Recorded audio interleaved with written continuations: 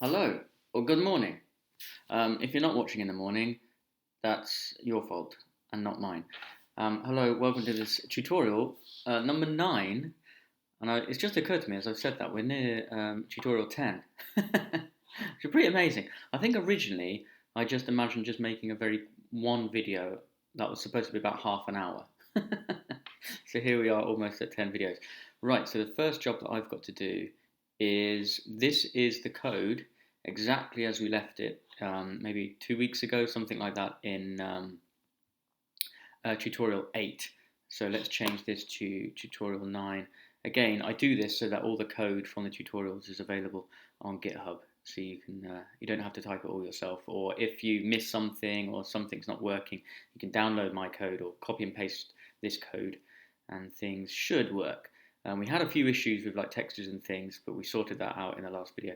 What am I doing? So I want to save this as a new Python file or module. So this is number 9. So save that in the same folder where we've made everything else, and change this now to tutorial 9. And what did we do last time? So we corrected the color, we sorted out the issues, more efficient terrain generation. Oh, this was the big thing, the new gravity system. So we're not using like the first-person controller's gravity, which was using a physics ray or a raycast, and that's what was slowing down the performance. Anyway, there is a problem. Let's just play the code so we can see what's going on, and I can have some coffee. Good morning again. There's Vincent, or Mr. Goosey was your original name, I think. So here's our code, our terrain, giant axolotl, infinitely now spawning wherever we kind of walk. And we've got a cave, or really what we've done is we've said if the terrain generates at a certain place, or coordinate x and z. Remember, y is up and down, so x is left and right, and z is forwards and backwards. And we've dictated, I think via a dictionary, if that certain block is being created or subcube is being created, then actually lower it down, and that leaves like a cave entrance.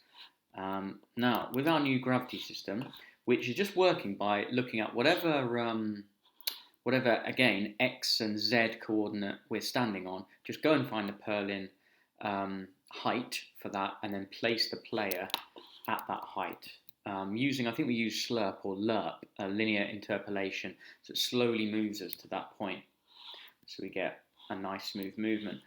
But that means if our Perlin noise is now a lot lower, we instantly kind of like drop. So it didn't really look like we were properly dropping. And then what happens if we walk forwards now? It just sucks us back up to the height of the terrain at the next coordinate. So we don't want that to happen. I think at the end of the last video I was very tired and I was trying to sort out the logic for stopping that happen, which should be quite easy, but I wasn't able to do it. So that's the main job for this video, so that we fall not as quickly as that, but more slowly, and then we don't get sucked up back in the terrain. Okay, so let's go and do that first. Second thing we want to do, I'm going to change my list. So let's call this 3.01. That's going to be correct falling / sucking up to terrain height. If that makes sense. So I want to sort that out. 3.02. What would be nice would be to have our cave entrances kind of in random places or Perlin places, so we can use some more Perlin noise separate from what generated our terrain to generate Perlin pattern of cave entrances. And then talking of caves, 303, that will be create a simple cave floor in its own module. Okay, so the cave floor at the moment, I think we're just moving the subcubes down. We can still do that, but what we want to do is have like essentially another layer of terrain. I think I've said that here actually, number 5, another layer. But before we do that, it'd be nice just to have, or just to get things working, like a quad, something that stops us falling forever. And then from there we can like build up and make layers of terrain. And what we want to do to improve our kind of the architecture of our code, the organization of our code, now that it's getting quite long, is to make our own module. Because at the moment it's 2 lines shy of 300 lines. So when we're trying to debug things, add new things, it's getting too unwieldy. So what you should really do is, like we're doing up here, using imports, we should code it in its own module, say the cave system, and then import the functions and objects that we need and talk to that module, so that if we have an issue with the module, we can go and look at that module that might be just 100 lines or even shorter. The shorter the better, instead of looking through all of this. Okay, so let's go and sort out first the gravity, which is where I finished last tutorial. So that was in. So here's the problem. I'm now having to like scroll through loads of code, but here it is in generate shell. This is our new gravity system for moving the subject. So I've commented out the old shell system, and now we're just using just like 3 lines of code, or really 2 lines of functional code. We're saying our target height is go and use the Perlin function and then get our location, our coordinates x and z, and +2 for our actual like personal height. And now actually change that height at this speed, which I've kind of modelled after the Earth's gravitational acceleration. Okay, and lerp, if you remember, first argument that we pass in is what is our present value, our present height, and what is the height that we'd like to be. And then this function just moves us from that to that according to that time. So before we do that, what we want to say is actually get the target height, and then we want to check if target we'll start with too high. So we don't want to do anything if it's too high. So if, so presumably target y then is the larger number, so we'll put that first. If that minus our current position, so subject y, so that finds the difference, minus one thing from another, is greater than, let's say, let's start with 10.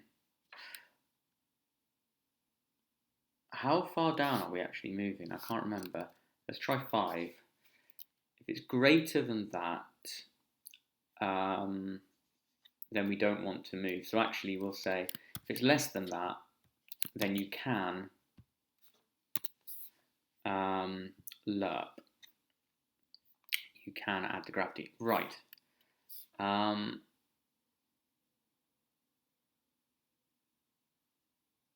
But that means if we're, that means, let me bring up paint. Let's actually draw what I'm trying to talk about. Firstly, we need a different color on here. Let's go for black, and then we'll draw with yellow. So if this is our player, there we go. And if we're kind of like too high, actually this is way too big. Oh, I can't delete. Can I do Control? Oh yeah, is it Control Z? Control Z. We need to draw ourselves a little bit smaller here. Okay, so that's us, and that's the block that we're standing on. So let's say our terrain is down here. So, and then the ordinary terrain carries on up here with some subcubes. Now, I'm imagining the condition down here. So if this distance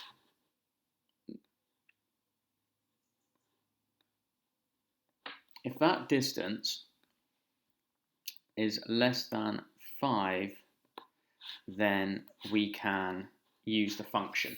We can lerp up there. So that's what I've tried to say. If our target minus our current height is less than 5, then move is up. Now, the problem that I was just imagining, and this is probably what I was doing wrong in the last video, at the end of the last video, what if we're up here? Then we're trying to minus, which we're doing, let's say, the target now is like -3, something like that, and our current height is something like 2. So -3 minus another 2 is -5, and that is less than 5, so it's still going to like drop us down there. But I guess what we want to do is first check if our result is less than 0 and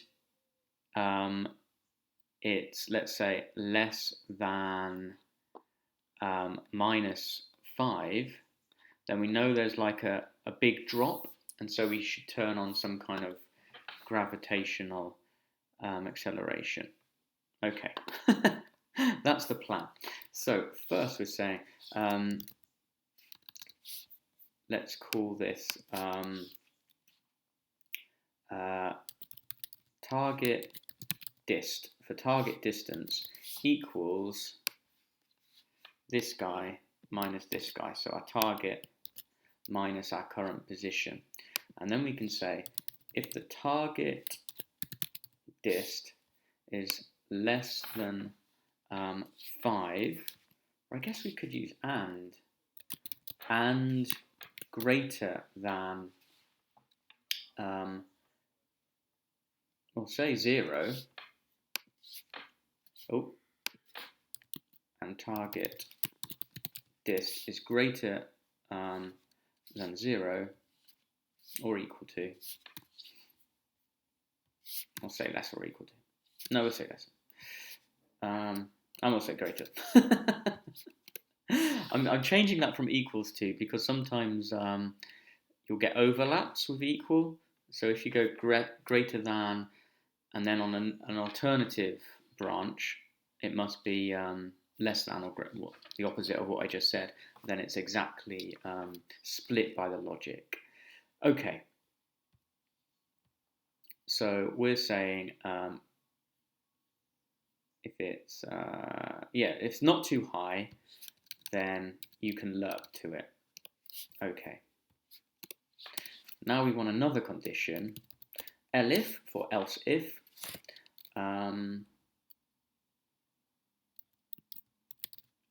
Target distance is less than 0. So there we go. No overlap there. It's less than 0, and we'll say the target distance is less than, so we'll say -5. That's kind of like our step up and step down value, and in fact we'll build this in now as its own variable. So we'll say step having trouble type, step height equals 5. So again, that's good practice. If you notice that if you're repeating something in your code, plop it in a variable, and that'll organize things. I don't know why we're having trouble here. Subject dot.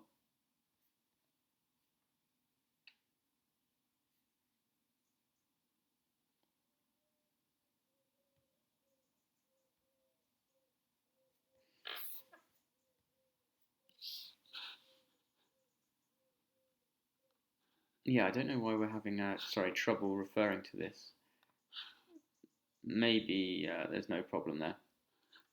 Anyway, so now what we're saying is, well, actually, I could just say this, couldn't I? I could just say if our target distance is less than our possible step height, that means means we're falling, we're falling. So what we want to do is have this value increase. Oh, no, we don't. We don't want to use lerp. We just want to create our own kind of function. So we kind of want to say, or behavior, subject y minus equals, to get lower. Our gravity speed. So we're kind of creating our own, well, it's not a lerp, it's different to a lerp. The problem with a lerp is if you're very, very far away from something, it's going to move you very quickly. And then as you get closer, it kind of slows you down, which is the opposite of what we want. We want to be moving slowly and then getting faster and faster. So our grav speed wants to increase. So really, we don't want to set this here. We don't want to set this here because then it'll be a constant speed. But I'm going to, just to get this behavior going. We'll just try 0.1 at the moment. So let's just comment our code so far, our algorithm, to show what's going on, or should be going on. Okay. What height, or I just say what y is the terrain at this position? That's what we're first finding out. Those, I guess, should be first. How high or low can we step/drop? And then, if falling, at what speed? And now we're saying, how far are we from the target y? And our first question is the target distance less than the step height and greater than 0? So we're stepping up. Can we step up? If yes, then do that. Else, this means we're falling.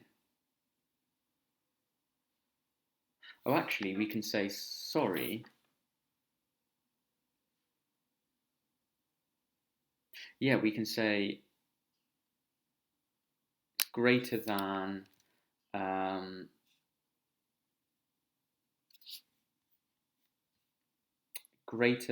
minus step height. Because then we can step down or step up. Can we step up or down? Okay, that's making sense. And this is, I just kind of demonstrate to myself, but hopefully yourself, if you're writing comments, not only are you serving your future self or other people looking at your code to make it easier to read, you're kind of refactoring or rewriting your code or ridding it of bugs or not working. Okay. Excuse me. There we go. So, if our target distance is less than the step height and it's greater than... What's this? Weekly report available. Your screen time was down 42% last week. Where did that come from? What is that? Weekly report available. What program is doing that? Anyway. So then just use the lerp function as normal. Else, if our target distance is less than, so we're going to ignore if the target distance is greater than, we're not going to do anything, which is good. So we just can't access higher things. But if it's less than minus step height, then we can move, but we're going to be falling. So make our current height less at this current speed. Okay, right. Let's save and let's see if that works.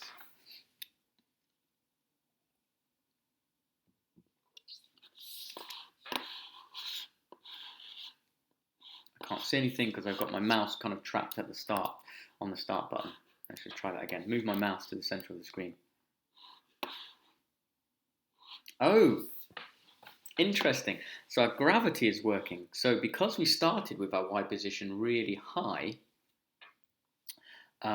we filtered through our logic, kind of as expected, and we're not lerping. We're now moving down at a constant speed. And a giant goose is watching us. And now we've landed on the terrain.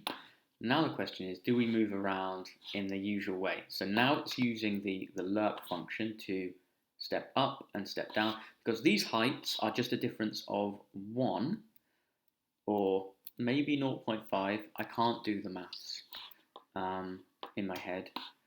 It's really logic. I can't do the logic in my head. Now the question is, can we move, fall down? Yes. Oh, brilliant. And did you see it kind of glided us down using our gravity? And then as soon as we got in that range of 5 away from the target height, then it moved back to ordinary lerping. So now the question is, if I move forward, it shouldn't suck me back up. So now it's just leaving me kind of on an invisible cave floor. That's because we haven't actually got the first person controller's gravity on. We've switched that to 0, and now we are lerping again up this like mini terrain, and we can't get back up. Brilliant. Okay, so we fixed what I couldn't do. That wasn't so hard. We fixed what I couldn't do in the first video. In the last video. So let's go and sort that out. Or say that we've done it. Correct falling, sucking up to terrain height. That's done.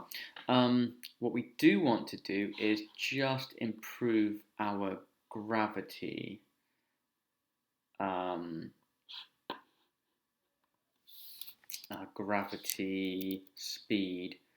So we call that gravity speed or grav speed. So that wants to start at 0, and then we want to increment that by an acceleration actually. So grav acceleration, and that will be 0.1. Well, this should be kind of our 0.9. This is really gravity. Was it 807? There we go. Okay, so we've got our acceleration and our current speed of falling. So back in our generate shell or the new gravity system, we want the global grav speed and global grav acceleration. So now we can do away with that. Whoops. And yeah, we want to say we're falling at grav speed plus equals, I want to add to that, grav acceleration. Can I do that? It looks like I can't. So firstly, we want to change current grav speed. There we go, by adding the current acceleration to it. And acceleration wants to be times time dot dt. Again, to smooth it over depending on our frame rate, our machine, whatever. So that does want to get higher. And then we want to subtract from our current height that resultant grav speed. Okay, let's just see what happens. We'll either now fall much too fast or much too slowly, and looks like we fell much too quickly. Okay, so we can't mimic the Earth.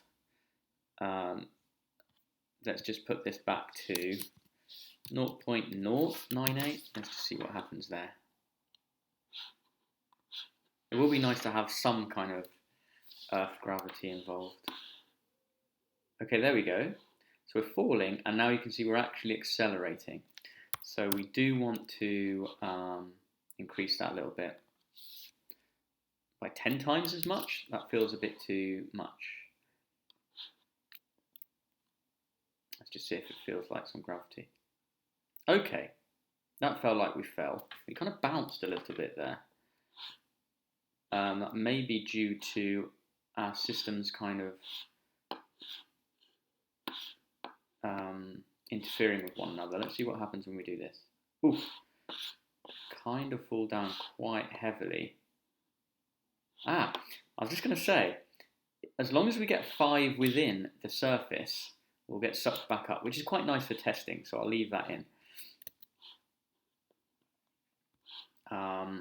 What was I saying? Oh yeah, so our acceleration, our gravity, yeah, it's still too high. So it wants to be 0.4, I think.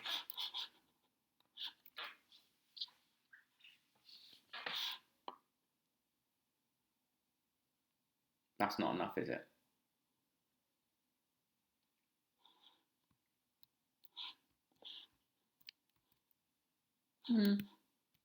It kind of felt okay.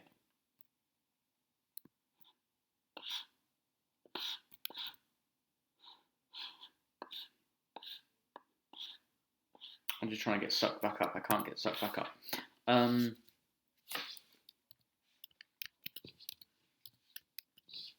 Or maybe just 0.1.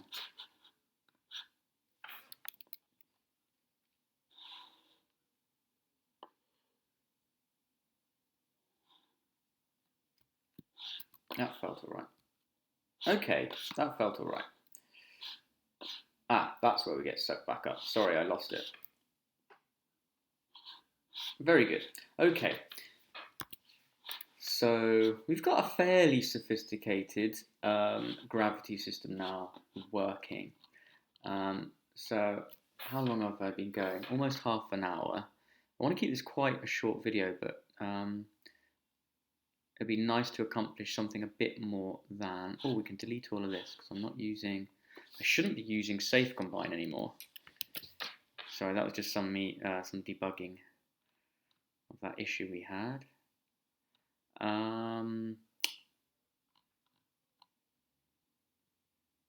Yeah, so we've definitely corrected the gravity now.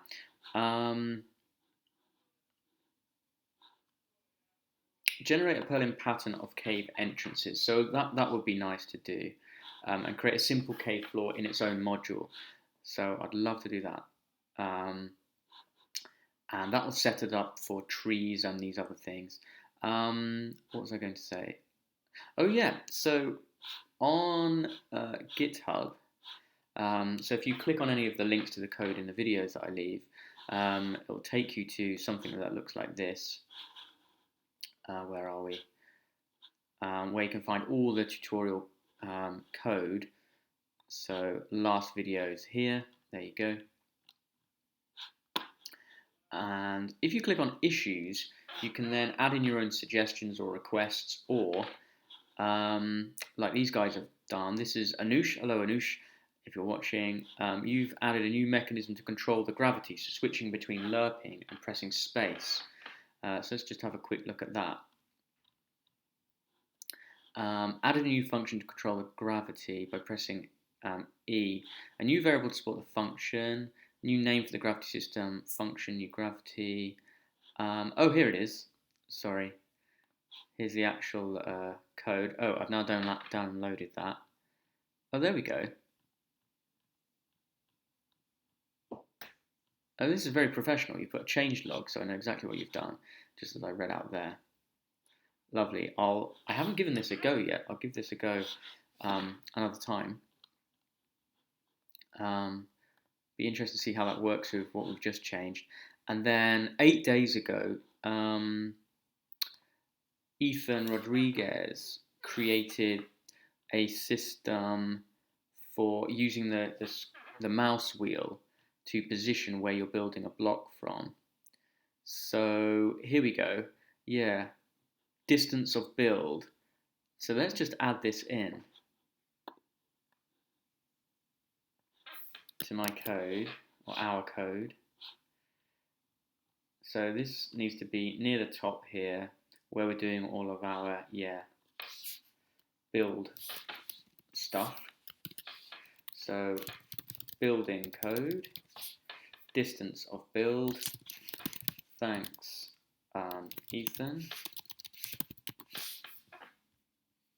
And then presumably in the build tool function, this was a while ago when we made this, so we set the position of that build tool entity from the subject's position plus the camera forward times 3.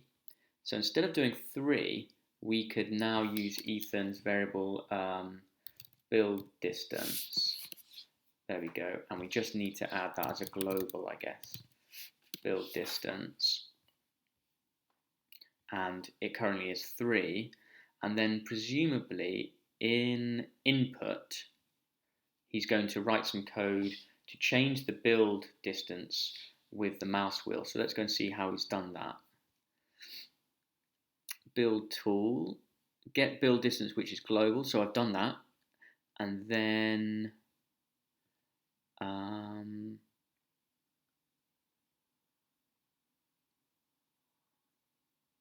oh, that's build tool, sorry, input key.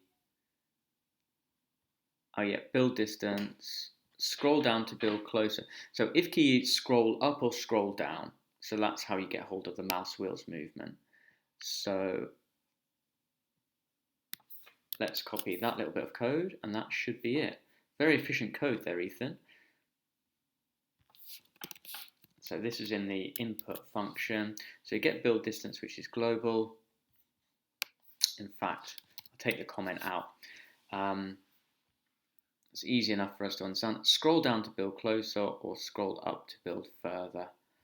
And I'll just split that into another comment so it all fits on our screen. Right, and thanks again, Ethy. No, we need a new nickname. Ethan. Ethanolos. Thanks again, Ethanolos. Smiley face. Save. Right, let's go and do some building with our new scroll function. If I've placed it incorrectly. Because Ethan's tried his stuff out and it's all worked. Okay, right. So F to go into build mode. And now I can build stuff. Now let's try and use, I want grass. What was that? Number 2? Number 2. Now let's use a scroll. Wow, it's working. Ethan, that's great. So I can just sit here, don't have to move, and I can scroll and place it wherever I want. That's fantastic. Absolutely brilliant. And it reminds me, if we try to step on, or we can't jump onto this stuff, but it doesn't, yeah, there we've got a problem. So what we need to do is solve that as well.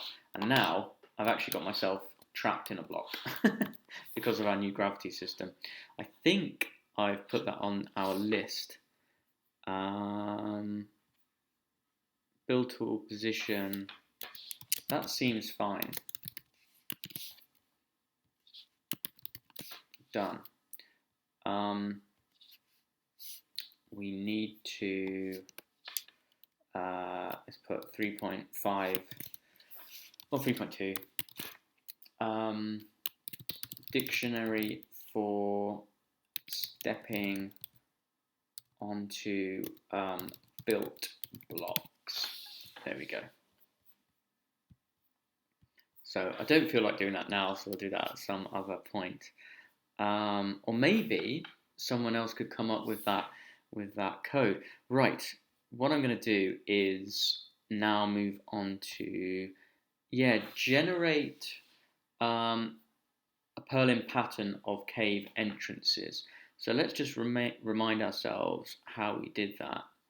And what I want to do is kind of move this code over into its own module. So everything that's to do with caves, I want to do in its own module, so that we're beginning to organize our code, because this is going to get bigger and bigger and bigger.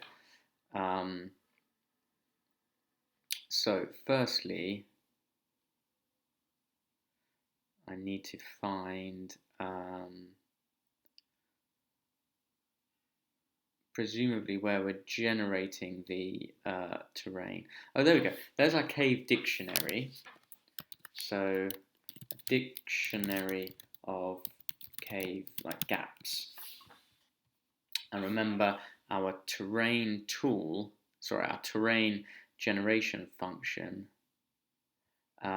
uses these keys, and if it detects a cave, then let's go and see exactly what it does. There we go. So I'm in generate Perlin noise. So it's not in generate terrain. We actually do this in the Perlin noise function because they're intimately connected. So firstly, it finds the height of the terrain, but then it says, is there a terrain here, by using the get function from our dictionary. So here, this argument is just the x and z coordinate, and we have to wrap that in an integer, so it's not like 0 point something or 1 point something. Even if it's 1.0, that will be a different string, and therefore a different key to just 1 or -3 without the point 0 to it. And if that equals cave, then I'll move it down -9 and then return that height. So what we want to do is kind of like move this into its own module. Okay, so to do that, I'm going to go to File and create a new file. Obviously, if you're using a different code editor, you could maybe just a text editor, just create a new text file. But make sure this code, this module that we're creating, is inside the folder where you're running your code from. So wherever my pycraft tut.9 py is, I'm going to make sure this is in the same folder. And so we'll add a text string, and this is going to be our cave system. I'm going to say it's used by the gen Perlin function. So we know kind of how it's interacting with our main piece of code, which I find useful. Right, so did I copy that already? No. Let's save this. So I'm inside the same folder, and we'll call it our cave underscore system, like that. Now, in our main code again, before we forget, right at the top with our imports, we'll say from cave system. Now you don't have to put py, because whenever you use this keyword from, Python knows that you're referring to a Python file, a module.py. And we just want to import, I guess, we want to import not everything in here, but we're going to write our own class, which is a more modular way of doing things. This means we can write this class, maybe for this game or this simulation, but we could then use it for another game or simulation that you're doing, which is a great way of coding, because once you've solved a problem for one project, you'll be able to use that and maybe modify it a little bit as you need it for another one. So using classes is a good way of doing that. So we'll call this we'll call it again a cave system, like this. Or should we just call it caves? Yeah, we'll just call it caves. Okay, like that. So this is our class. Let me just pause for a moment. And I'm back. Obviously for you, no time passed. I just needed to go and do some things and to collect my thoughts. Right, okay, so we're building our cave system in a class. I don't think I explained this very well.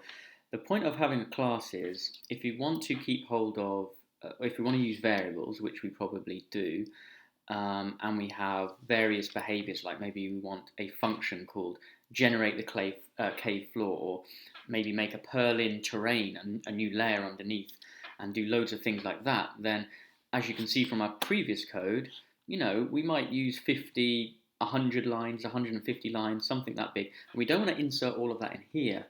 But to keep it all together, we need to make a class, or it's the best way of doing it. And as I did explain before, this makes it possible to be used and reused in other projects that you may do. Anyway, so the first thing we need is a constructor or an initializer function, and that will be called double underscore, or dunder in Python, double underscore, which means this is a special function, which means it's a function that is inbuilt to any class that you have, and it's kind of secretly there underneath the surface. So this is just a function that will be created whenever we use this caves class to create an instance, an object to use with our Python code, our main module. Okay, for example, what we're going to do is, now that we've imported our cave system, we want to import caves. There we go. So we've imported that class, and now we can say, I'll do it just underneath here. So we'll call it our caves. No, let's name the caves after Anoush. Anoush. Anoush, you are now our caves. And because this is a class, it's treat it like a function. We have parentheses, brackets after it.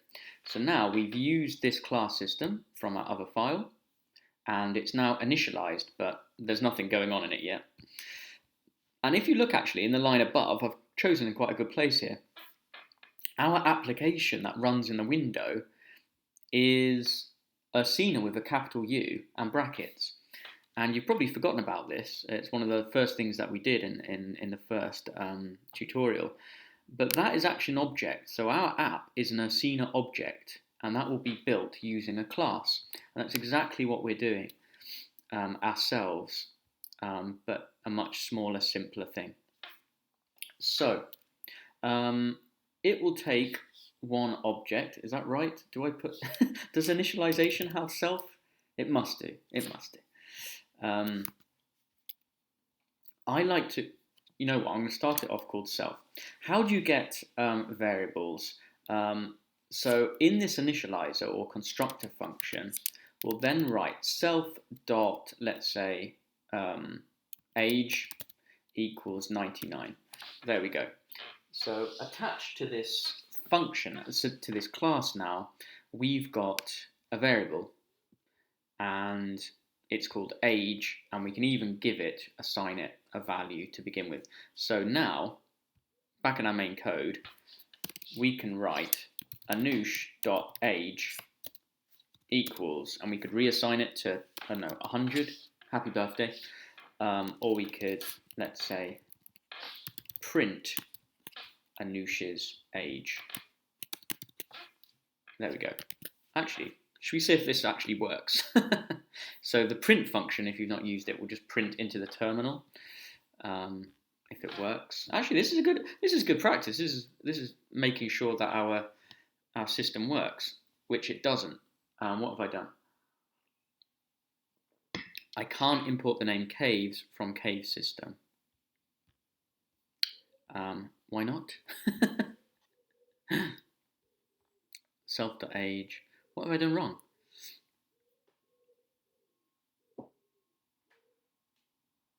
Oh, have I saved it? It might be trying to refer to the file before I had, yeah, actually written that piece of code. I wasn't actually panicking there. I was kind of like beginning to think about panicking because I didn't know what was going on. Okay, but it's just because I hadn't saved that code, so the code was fine. Right, so what we want to go and do is close that down. If I scroll back up the terminal, we should get Anush's age. There it is, 99. Brilliant. So it's actually referring to this other part of the code correctly. Now, what we actually want our cave system to do, if you remember, is kind of like build, first of all, these areas, this dictionary of cave gaps. So we'll just grab those and we'll call it def for a new function, and our function wants to be called build entrance, or build caves, probably the build Daves, build our caves. Now every function that belongs to a class will have the self argument already there. That just refers to, hence its name, the instance that you've created of this class. So that self just refers us to, in this instance, an Anush. So whenever we do something like, if we want to use that function, we don't write build caves because that function doesn't exist here. That function is only a function of caves, or in this instance, Anush, because he is a caves object. So you'd have to write Anush dot build caves. There we go. And now we're referring to this object and this behavior that belongs to that object. And that works because behind the scenes we've got this self variable there. In other programming languages, you don't see it up here. In like JavaScript and other things, in Java, you'll see it here, usually this dot. And in fact, you can call this whatever you want. And what I like to do is call it this, which is really bad practice because no other programmer will do that. So I'm just going to do that. So everywhere you see this, it should be called self to look more like Python. But I'm going to call it this because I'm used to coding in other languages. Right. Anyway, and it's funny. Okay. So in the initializer, let's just write pass because we're not actually going to do anything yet. Oh, actually, we want to go and run build caves automatically. Anyway, in build caves, yeah, we want all of this here. So we want to add all of these locations as caves. And now actually we won't pass, we need to make our this dot cave cave dictionary equals a dictionary. So remember, use the braces to tell Python that the cave this variable will be a dictionary, not a variable. Sorry, not a string or an integer or anything like that. And now you see that it's gone kind of like light blue in my editor. I'm using this cave dictionary wrong. Can you see what I've forgotten to do or haven't done yet? It doesn't know what cave that is just some variable. But if I write this dot cave dictionary, it's now referring to its own variable. Its member variable, I should call it. There we go. So build caves adds these new locations. I'll just put that on that line like that so it all looks nice and neat. Okay, what we really want to do then is in here use some Perlin noise to go and generate these keys, so that'll be a bit more sophisticated. What we do also need, finally, is so Anush, yeah, we'll create a cave system object. It's called Anush. obviously, but I'm just writing that because this code might be a little unfamiliar. Making an object out of a class, and so this is an instance or an object. It's a little difficult to understand what's going on until you start seeing it working, and then it's a lot easier. But then in generate Perlin noise, gen Perlin, we're now trying to get hold of CaveDict, but that doesn't exist. So we want to do something like this. We want to say Anoush.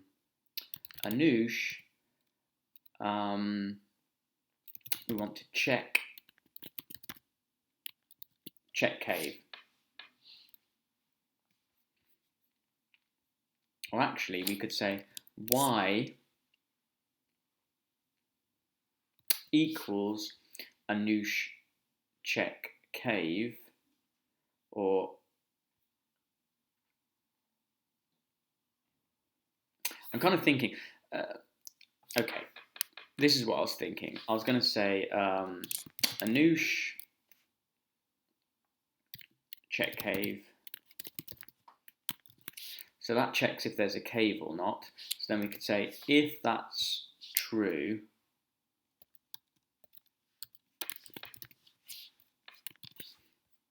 then lower our terrain. And then in our cave system, we can create a new member function called check cave.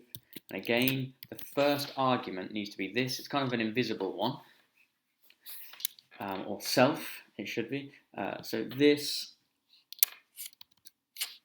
and then we're going to say this.cave dictionary, so it gets hold of our dictionary, and then we can use exactly the same code there.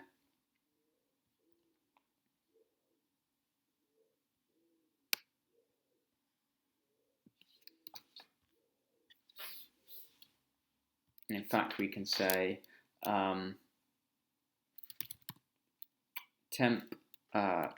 temporary string equals this, and I'll just put that onto a new line. Anything that starts in brackets you can break onto a new line. I think I've shown you that before, which is convenient. Oh, and now we've got underscores here, some error. So it doesn't know what X and Z is because that exists in our other module. It doesn't exist in this module. So we've got to pass those into this function. So we'll call that X and then Z in there, so those parameters. And then in here, we've got to pass those in. So we want to pass in X and Z. So they are called underscore X and Z. So they're called exactly the same as I'm calling them here, which might be confusing or might be very simple depending on your perspective. But there we go. We've passed in our location. And then what this function does is return whether this is true or false, whether this is a cave or not. I've actually said that. What have I actually said? Okay. So if temp string equals cave, then return true, else return false.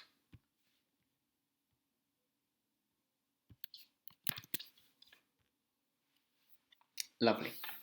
Okay, so now you can see this class is kind of handling all the code that belongs to the caves. So we're moving it and therefore simplifying our main game or simulation module. I'm not really happy with this being outside here because it's still some logic that really belongs to the cave system. So what we really want to do is something else. We want to do something like, I'm going to leave this for now because it's nice and clear. We want to say y equals Anoush, or whatever your cave system is called, your instance, I